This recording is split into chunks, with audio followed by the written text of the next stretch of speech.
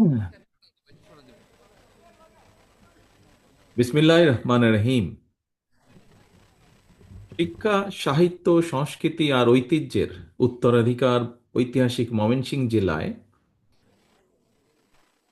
আজকের আয়োজিত ক্ষুদ্র জনগোষ্ঠী জাতীয় প্রতিনিধি সমাবেশের সম্মানিত সভাপতি মিস্টার মৃগেন হাগিদব, উপস্থিত বিশেষ অতিথি জনাব মির্জা ফখরুল ইসলাম আলমগীর, উপস্থিত এই হলের ভেতরে এবং হলের বাইরে আরেকটি যেখানে জায়গা নির্ধারণ করা হয়েছে সেখানে উপস্থিত বাংলাদেশ জাতীয়তাবাদী দলের এবং বিভিন্ন পর্যায়ের অঙ্গ সহযোগী সংগঠন সহ বিভিন্ন পর্যায়ের উপস্থিত নেতৃবৃন্দ, সম্মানিত আলোচকবৃন্দ, অনুষ্ঠানে উপস্থিত বিভিন্ন ক্ষুদ্র জাতিগোষ্ঠী প্রতিনিধি ভাই ও বোনেরা, আপনাদেরকে আন্তরিক শুভেচ্ছা জানাচ্ছি। আসসালামু আলাইকুম।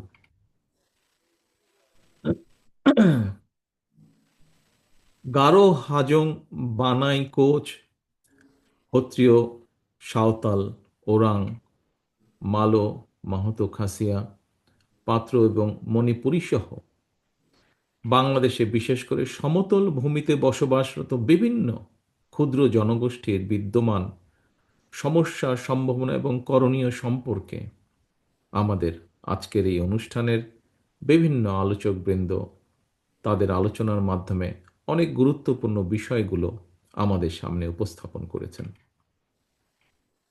সম্মানিত উপস্থিতিবৃন্দ, আমার বক্তব্য শুরু করার আগে আমি এই অনুষ্ঠানে বিশেষ করে বৃহত্তর ময়মনসিংহ এলাকায় সমতলে বসবাসকারী ক্ষুদ্র জনগোষ্ঠীর তৎকালীন নেতৃবৃন্দের সঙ্গে, আমি বেশ আগের কথা বলছি, শহীদ জিয়াউর রহমানের আহ, সাথে তাদের ইন্টারাকশনের দু একটি ছোট বিষয় আপনাদের সামনে উল্লেখ করতে চাই, যদিও সভাপতি সাহেব ওনার বক্তব্যে তার কিছু কিছু বিষয় বলেছেন। এখানে বেশ কিছু মুরব্বী প্রবীণ নাগরিক উপস্থিত আছেন, নিশ্চয়ই তাদের মনে আছে যারা বক্তব্য রেখেছেন তাদের ভেতরেও প্রবীণ নাগরিক আছেন, তাদের মধ্যে সভাপতি সাহেব সহ দু একজন উল্লেখ করেছেন 1976-77 সালের দিকে শহীদ রাষ্ট্রপতি জিয়াউর রহমানের সঙ্গে বৃহত্তর ময়মনসিংহের সমতলে বসবাসকারী ক্ষুদ্র জাতিগোষ্ঠীর মানুষের বিভিন্ন সময় একাধিকবার মত বিনিময় অনুষ্ঠান হয়েছিল এবং সেই সময় শহীদ জিয়া বৃহত্তর ময়মনসিংহ এলাকায় এই ক্ষুদ্র জাতিগোষ্ঠীর জীবন মান উন্নয়ন এবং তাদের সাংস্কৃতিক চর্চা বিকাশের লক্ষ্যে খুব সম্ভবত বিরিশিরি কালচার একাডেমি প্রতিষ্ঠা করেছিলেন। এছাড়াও ট্রাইব্যুনাল ওয়েলফেয়ার অ্যাসোসিয়েশন গঠন করেছিলেন গারো জাতিগোষ্ঠীর জন্য। আমরা এরই ভিতরে শুনেছি রেডিওতে সালগিত্তা প্রোগ্রাম চালু করেছিলেন তিনি। ছাত্র হোস্টেল নির্মাণ, বিশেষ করে বিশেষ উদ্যোগে সরকারি চাকরিতে যে নিয়োগ এবং উচ্চশিক্ষার সুযোগ সৃষ্টির সহ বিভিন্ন সুযোগ সুবিধা নিশ্চিত করেছিলেন তৎকালীন সরকার শহীদ রাষ্ট্রপতি জিয়াউর রহমানের নেতৃত্বে। সমতলে বসবাসকারী ক্ষুদ্র জনগোষ্ঠী শহীদ জিয়াউর রহমানের সঙ্গে তাদের একটা নিবিড় সম্পর্ক গড়ে উঠেছিল এবং এই নিবিড় সম্পর্ক স্মৃতি বিজড়িত একটি স্থান আজকের এই ময়মনসিংহ। সম্মানিত উপস্থিত উপস্থিতিবৃন্দ, আজকের এই প্রতিনিধি সমাবেশ নিয়ে আমি একজন রাজনৈতিক কর্মী হিসাবে আহ, কিছু কথা আপনাদের সামনে তুলে ধরতে চাই। প্রায়শই আমি একটি কথা বলি, বা রাজনৈতিক কর্মী হিসাবে আমরা সাধারণত যে সকল সমাবেশে বক্তব্য রাখি, আজকের এই সমাবেশটি আমার দৃষ্টিতে অবশ্যই একটি ভিন্ন রকম সমাবেশ। আর রাজনৈতিক দল বা বিভিন্ন সমাবেশগুলো যেরকম হয় ঠিক সেরকম নয়। খুব সম্ভবত এখানে একজন বক্তা এই কথাটি তার বক্তব্যে তুলে ধরেছেন। আমার দৃষ্টিতে এই সমাবেশটি একটি মনস্তাত্ত্বিক, সামাজিক এবং রাজনৈতিক এবং অর্থনৈতিক তাৎপর্য রয়েছে এই সমাবেশটির। উপস্থিতিবৃন্দ, আমরা জানি প্রেম প্রকৃতির নিবিড় সংস্পর্শে বেড়ে ওঠা ক্ষুদ্র জনগোষ্ঠীর মানুষেরা সাধারণত শেকড়ের সঙ্গে বন্ধন ছিন্ন করতে চায় না, এবং খুব সম্ভবত এটি শুধু বাংলাদেশেই নয়, বিশ্বের বিভিন্ন দেশে ক্ষুদ্র জনগোষ্ঠী মানুষের মধ্যে একই প্রবণতা বিদ্যমান। তবে বর্তমানে বিশ্বের দেশে দেশে তথ্য প্রযুক্তির যে অবাধ প্রবাহ, তার কারণে ক্ষুদ্র জনগোষ্ঠীর লোকালয়েও এর একটি প্রভাব হানা দিয়েছে।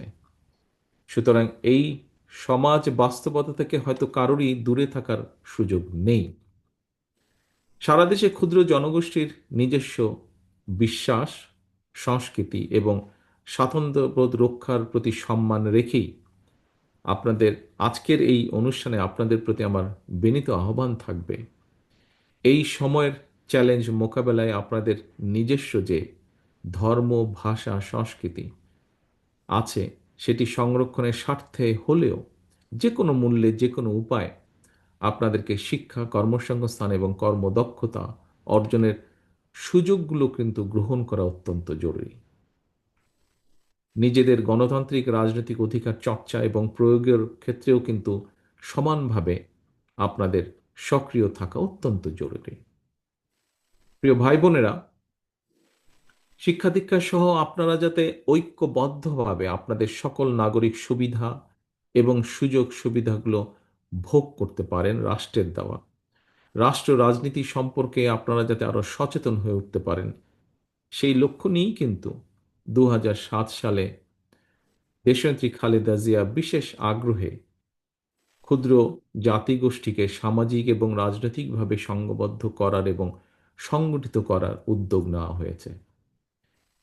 এবং সেই উদ্যোগের ধারাবাহিকতাই কিন্তু রাজনৈতিক সামাজিক কার্যক্রমের এক পর্যায়ে 2014 সালের 7ই সেপ্টেম্বর খুব সম্ভবত বিএনপির অস্থায়ী সহযোগী সংগঠন হিসেবে জাতীয়তাবাদী ক্ষুদ্র জাতিগোষ্ঠী দলের সাংগঠনিক কার্যক্রম শুরু হয়, এবং এরই প্রতিফলনে সমতল ভূমিতে বসবাসকারী ক্ষুদ্র জনগোষ্ঠীর আজকের এই প্রতিনিধি সমাবেশ। সম্মানিত উপস্থিতিবৃন্দ, সম্মানিত সভাপতি, মঞ্চে উপস্থিত সম্মানিত অতিথিবৃন্দ, ক্ষুদ্র জনগোষ্ঠীর নিজ নিজ বিশ্বাস এবং সাংস্কৃতিক সক্রিয়তা অক্ষুণ্ণ রেখেই বাংলাদেশের একজন নাগরিক হিসাবে নিজেদের এবং আগামী প্রজন্মের গণতান্ত্রিক রাজনৈতিক অধিকার এবং স্বাবলম্বিতা ও সমৃদ্ধি নিশ্চিত করতে আজকের এই সমাবেশ আমি মনে করি অত্যন্ত গুরুত্বপূর্ণ। আপনারা যারা বিভিন্ন জাতিগোষ্ঠীর প্রতিনিধিত্ব করছেন, আমি মনে করি একটি বিষয় যদি আপনারা লক্ষ্য রাখেন, সেটি হচ্ছে এই এই মুহূর্তে যতটুকুই সরকার বা রাষ্ট্রের পক্ষ থেকে গৃহীত শিক্ষা এবং উন্নয়ন কার্যক্রমগুলো চালু আছে, সেগুলি প্রতিটি জাতিগোষ্ঠীর কাছে পৌঁছে দেওয়া এবং তাদেরকে সচেতন রাখা, আমি মনে করি যারা প্রতিনিধিত্ব করছেন তাদের অন্যতম একটি গুরুত্বপূর্ণ দায়িত্ব। পাহাড়ি অঞ্চলে কিংবা সমতলে বসবাসকারী প্রত্যেকটি জনগোষ্ঠী নিজের এবং নিজ দেশের স্বার্থ সম্পর্কে যদি সচেতন থাকে, তাহলে অবশ্যই কোনো অপশক্তি বিভ্রান্তি সৃষ্টির সুযোগ নিতে পারবে না বা সক্ষম হবে না। সম্মানিত প্রিয় উপস্থিতিবৃন্দ, বাংলাদেশের সমতল ভূমিতে এবং পাহাড়ি অঞ্চলে বসবাসকারী ক্ষুদ্র জাতিগোষ্ঠী কিংবা ক্ষুদ্র নৃগোষ্ঠী সংখ্যা সব মিলিয়ে খুব সম্ভবত অর্ধশত। এর মধ্যে দেশের সমতল অঞ্চলের 6টি বিভাগের খুব সম্ভবত 42টি জেলায় প্রধানত 37টি ক্ষুদ্র জনগোষ্ঠীর বসবাস। এছাড়াও পাহাড়ি অঞ্চলে আরও বেশ কয়েকটি ক্ষুদ্র জনগোষ্ঠীর বসবাস রয়েছে। এভাবেই বহু জাতি এবং বহু ভাষা এবং বহু সংস্কৃতির মানুষের দেশ আমাদের এই প্রিয় মাতৃভূমি বাংলাদেশ। ক্ষুদ্র জনগোষ্ঠীর উপস্থিতি, প্রতিনিধিবৃন্দ স্বাধীনতা উত্তর বাংলাদেশে সবাইকে বাঙালি বানাতে গিয়ে ক্ষুদ্র জনগোষ্ঠীর মনে একটি অবিশ্বাসের বীজ বা অশান্তির বীজ বপন করা হয়েছিল। কিন্তু পরবর্তীতে আমরা দেখেছি স্বাধীনতার ঘোষক শহীদ রাষ্ট্রপতি জিয়াউর রহমান বাংলাদেশি জাতীয়তাবাদ প্রতিষ্ঠার মাধ্যমে ক্ষুদ্র জনগোষ্ঠীর মন থেকে সেই অবিশ্বাস বা কষ্টটি দূর করতে সক্ষম হয়েছিলেন। বিএনপির দৃষ্টিভঙ্গি হচ্ছে ভাষা, গোত্র, বর্ণ কিংবা দলমত, ধর্ম, দর্শন যার যার, প্রিয় মাতৃভূমি বাংলাদেশ সবার আমাদের। ধর্ম, বর্ণ, গোত্র কিংবা ভাষা যার যাই হোক, পাহাড়ে কিংবা সমতলে বসবাস যার যেখানেই হোক না কেন, যারা এই বাংলাদেশ নামক ভূখণ্ডের বৈধ নাগরিক, আমাদের প্রত্যেকের প্রথম এবং প্রধান পরিচয় আমরা বাংলাদেশী। সুতরাং সমতল কিংবা পাহাড়ি অঞ্চল, রাজধানী কিংবা শহর, নগর, বন্দর অথবা অজপাড়াগাঁয়ের কোনো এক গহীন গ্রাম, বসতি যার যেখানেই হোক, বাংলাদেশের একজন নাগরিক হিসাবে আপনার, আমার, আমাদের সবার, অর্থাৎ রাষ্ট্রের প্রতিটি নাগরিকের সমান অধিকার, যা একটু আগে আমাদের বিশেষ অতিথি ওনার বক্তব্যে উল্লেখ করেছেন।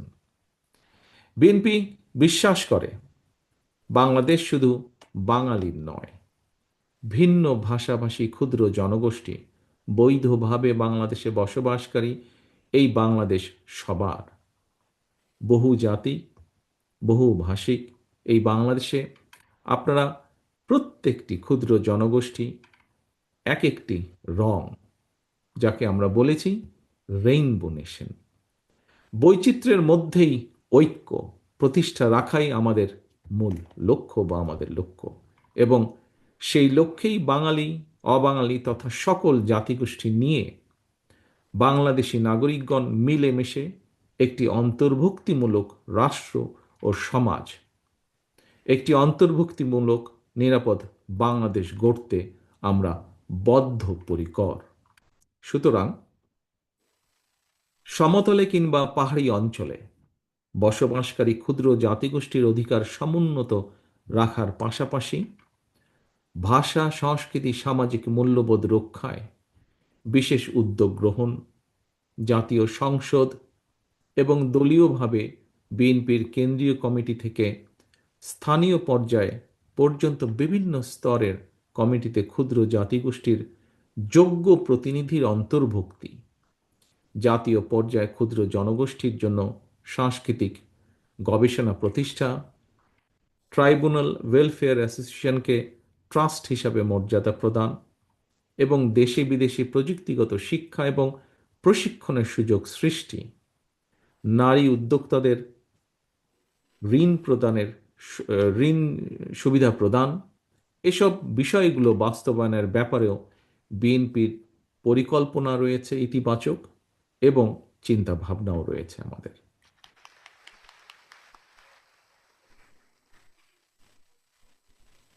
প্রিয় সম্মানিত উপস্থিতিবৃন্দ, আরও একটি বিষয় আমি বিশেষভাবে আপনাদের দৃষ্টি আকর্ষণ করতে চাই।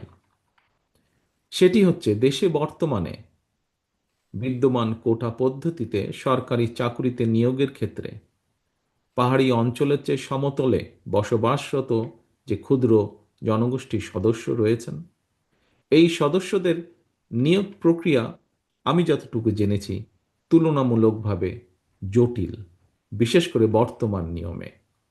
সমতলে বসবাসকারীদের জন্য প্রত্যয়নপত্র জোগাড় প্রক্রিয়া কিছুটা কষ্টসাধ্য এবং সময় সাপেক্ষ।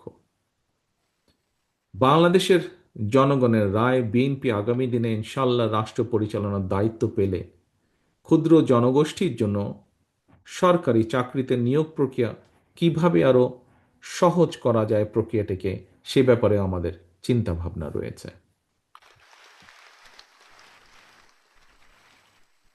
সম্মানিত উপস্থিতিবৃন্দ, সম্মানিত সভাপতি, সম্মানিত অতিথিবৃন্দ, প্রতিটি জাতিগোষ্ঠীর নিজস্ব ভাষা, সংস্কৃতি এবং মূল্যবোধ রয়েছে।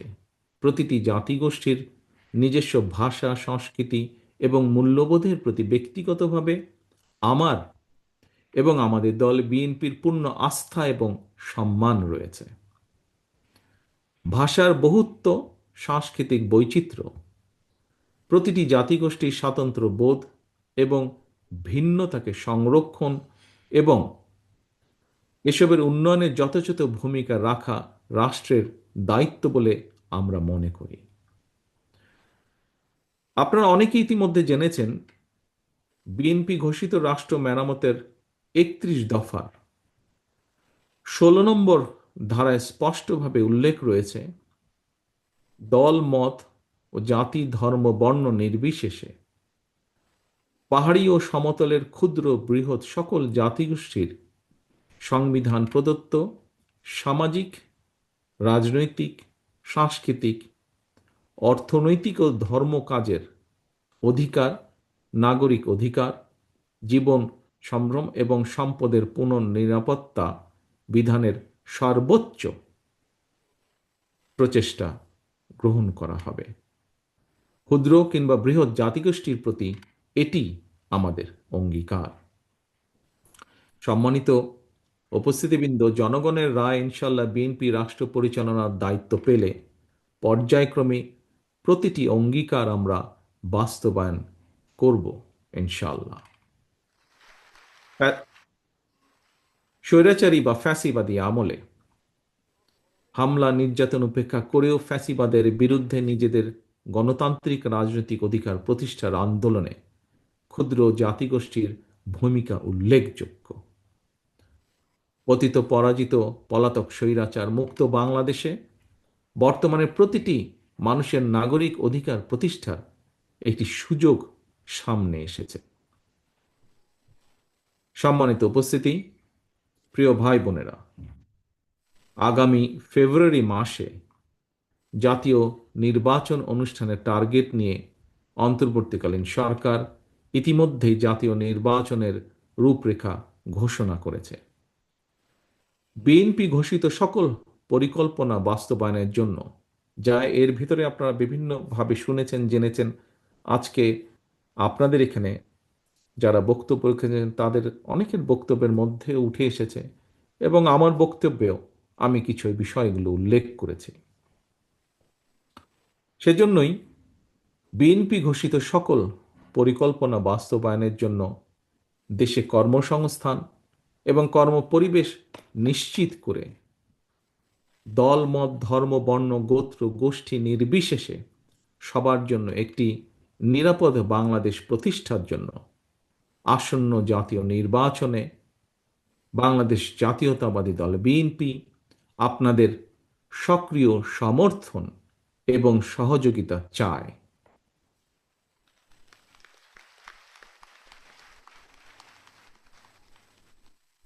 ক্ষুদ্র জাতিগোষ্ঠীর এই প্রতিনিধি সমাবেশে পাহাড়ি এবং সমতল ভূমিতে বসবাসকারী প্রতিটি ক্ষুদ্র জাতিগোষ্ঠীর উন্নয়ন এবং সমৃদ্ধির দিক নির্দেশক হয়ে উঠুক, এই প্রত্যাশা রেখে এবং আপনাদের আগামী দিনে আপনাদের সামনে আপনাদের কাছে দেওয়া, দেশের মানুষের কাছে দেওয়া আমাদের যে প্রতিশ্রুতিগুলো, সেগুলো বাস্তবায়নে আপনাদের আবারও আপনাদের সমর্থন এবং সহযোগিতা চেয়ে সারা দেশে ক্ষুদ্র জনগোষ্ঠীর সকল সদস্য এবং আজকের এই প্রতিনিধি সমাবেশে আয়োজকদের আরও একবার ধন্যবাদ জানিয়ে আমার বক্তব্য শেষ করছি। আল্লাহ হাফেজ।